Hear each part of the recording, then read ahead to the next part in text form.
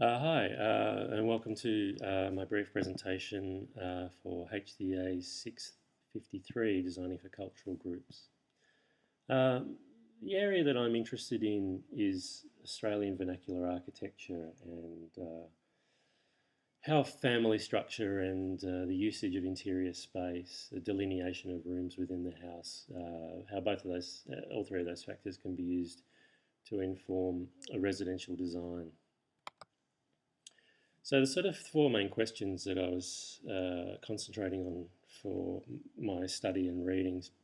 First one being, what is Australian residential architecture and what's its history, mostly post-war? Question two is, what is the Australian residential architectural vernacular? What makes an Australian residential house? Is it different from other countries? Are there materials? Is there form that delineates the Australian house? Question three is, what is the Australian household? And I was interested in looking, mostly through census data, to see how the Australian household has evolved, if at all, from the period post-war to the current day. And question four, how can all of this inform a future design project? The future design project is basically I'm looking into sort of a new dialogue with residential architecture and what makes it particularly Australian, what makes it particularly culturally relevant. Can we move away from the McMansions forward to some new language, some more sustainable language in residential architecture? So the first question is, what is Australian residential architecture? Post-war was very much centred around architects like Harry Seidler. This is the Rose Seidler house from 1952. After the war, there was a marked shift away from the inner city to what's known as the inner ring suburbs of all major capital cities, and there was a massive housing shortage, massive labour shortage, materials shortage, everything post-war. Everyone wanted to move forward, so the 50s and 60s was kind of this period in architecture of a new sort of postmodernism. Robin Boyd was also a proponent of this postmodern style, and this is the Featherston House from 1967 here in Melbourne. Both of those houses look very modern and would probably equally stand up, in an architectural magazine today. Fast forward a little bit to 1982 with Glenn Murcutt's Magni residence. Here we really sort of start to see one of the dominant vernaculars in Australian architecture, and that is sort of the corrugated shed. It's very much a country aesthetic and a rural aesthetic, and that's been sort of typified by Australian residential architecture in the modern context. And further north with Troppo Architects, the Horseshoe Bay residents, typically Australian architecture seems to have sort of a very much a tropical kind of a theme to it. Sort of lightweight, very open to the elements, touching the ground lightly, kind of thing. And Troppo have been quite vocal with their designs for the more northern regions. And more recently, this is the Shearers Quarters by John Wardle Architects from last year. Once again, this is very much an archetypical Australian vernacular architecture. It basically looks like a shearer's shed that's been kind of fitted out, flat roof, corrugated iron, rural setting, lots of use of natural materials. It's very much what Australian architecture, residential architecture, or designer residential architecture has come to mean. Unfortunately, the mainstream has kind of ended up somehow like this. I haven't looked too much into what the psychology is and what drives the McMansion. Although I have my I have my ideas and concepts. I won't really go into that too much because sort of what I'm more interested to look at is the family structure and Australian vernacular architecture and how those two can be combined.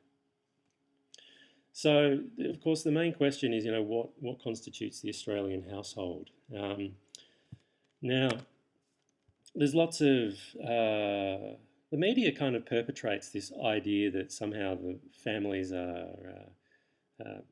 radically changed, have radically changed over the past 50 years. But surprisingly, the wife and 2.5 kids is still a very prominent thing within the Australian culture.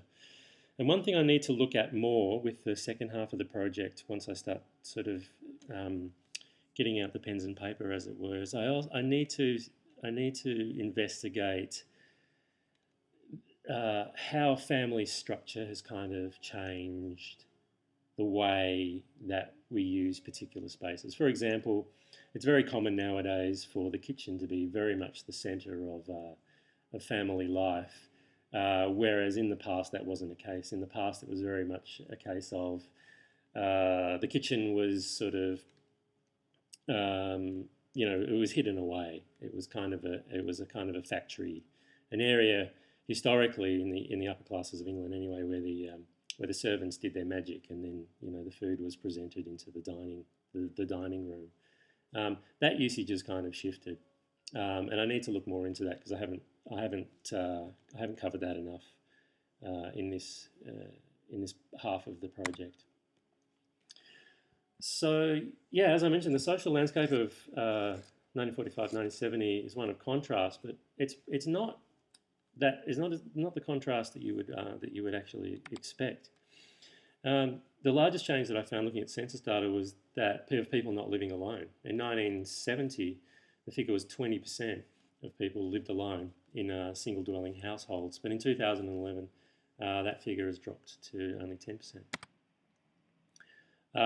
And surprisingly, households containing a two-parent family unit, whether it be married de facto or other, with children has actually risen from 41 to 47%. So while the structure of the family unit might change, the nature of the household really hasn't changed that much. And one-parent families have actually dropped from 16% to 11%. Go out on a limb here and say that because of the post-war period, obviously the casualties from war have meant that have probably resulted in that figure. And yeah, interestingly, culturally, we're still overwhelmingly of English descent, with 70% of us claim to identify with an English heritage. So in response to that, if you were going to design architecture, designing it for a specific cultural group and the way that they live, if you were going to do a mass market thing, probably wouldn't have a lot of merit. 70% of the population is still significant, and that would be in essence what drives the Australian vernacular. Speaking of which, what is the Australian architectural vernacular? Well, yeah, as I mentioned earlier, this is kind of a cross-section of what you would expect, from an Australian house. Corrugated iron features heavily. The great outdoors features heavily. And yeah, a lot of it is a response to the environment, but probably more a love of, more of a sort of a romantic vision of rural living. And despite the fact that most of us live in the cities, we do have this connection with the outback. And also because we're not a very old country, our historical buildings, are very much of an English kind of construct. So our new architecture bases very much on the rural aesthetic. However, there's one very Australian aspect to housing design which happened post-war, and that is of the fibreboard house. Because of materials shortages post-war and various other restrictions that made it very difficult for people to own a house, there was a massive shift towards the inner ring suburbs. And in Sydney, in 1961, 50% of new houses were owner-builder houses, DIY projects. And although fibreboard was not invented in Australia and not manufactured in Australia initially it was imported as part of kit homes from the UK. It very much in the 50s and 60s became the material of choice, to the extent that 25% of houses in 1961 in Sydney were made of Fibro. And this is part of the Australian vernacular that that is kind of there hasn't been a lot of heed paid to, or a lot of credence given to this very sort of this not uniquely Australian, but it's a materials and an aesthetic that we identify quite heavily with, and it's only now that it's starting to. Especially considering it, with the problems with the asbestos, it's only now starting to be recognised as an important part of the Australian architectural vernacular. And here are two examples, recent examples from last year, I think, last year or the year before.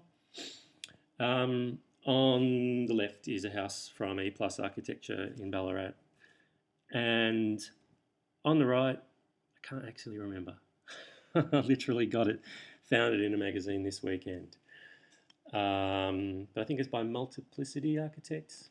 But yeah, you can see once again that that's both of these places are clad with fibreboards. Okay, so now onto the future project and the Kwame of Australian residential architecture. So what I want to do is I've developed from this research and from the readings that I've done, I have some questions about how we can move forward Australian residential architecture. First, can we develop a universal Australian residential architecture that not only combines the rural but also the urban and the post-war DIY aesthetic? Can residential design better accommodate all stakeholders, current and future use, and current and future households? I want to really look into how floor plans and how usage has changed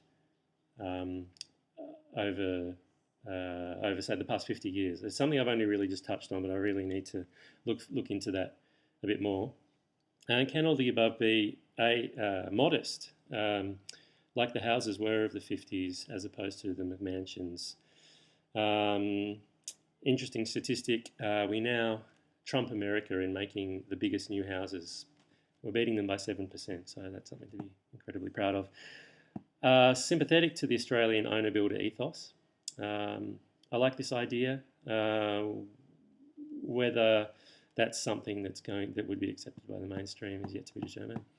And can it be environmental in terms of both materials and processes, but also lifestyle?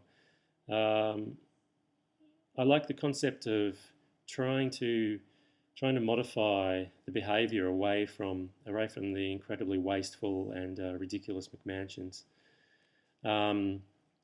and use materials and processes that are obviously more sustainable.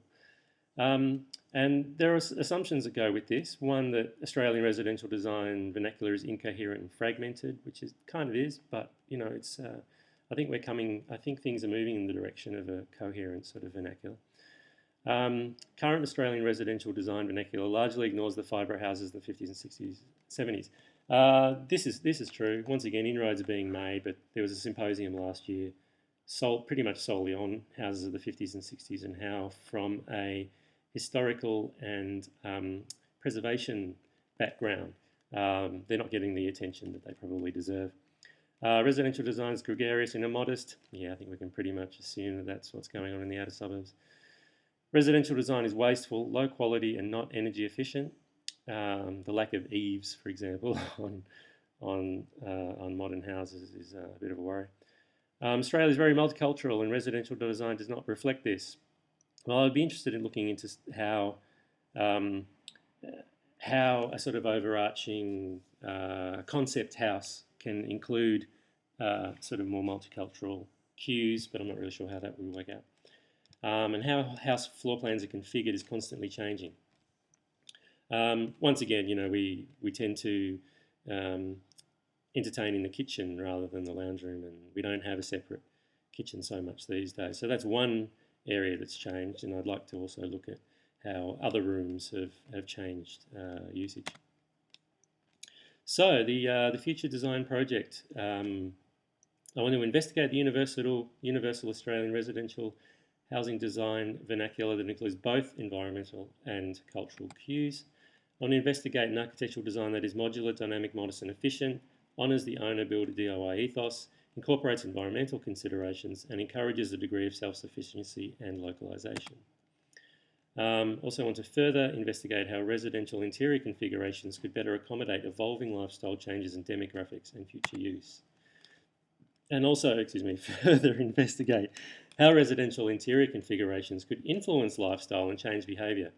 I'm very interested in how the layout of the house dictates the behaviour that happens within individual rooms or between rooms or in the dialogue between the exterior and the interior. So that's something I would like to have a look at as well. Yes, methods. To do that, I want to further research into the diachronic changes of residential floor plan layout, research into the rise of the McMansion, what drives their design and how the impetus for their creation can be subverted into a more sustainable and culturally rich outcome. Design research into materials and processes that not only reflect the Australian architectural vernacular but also point the way forward. Experiment with floor plan layout based on the research into household structure and spatial usages. And the evidence, well, that's yet to be determined. That would be what would constitute my future project. So that's it. I hope that was reasonably informative. Obviously, if you want to go into more detail, you can have a look at my midterm. Yeah, thanks for listening.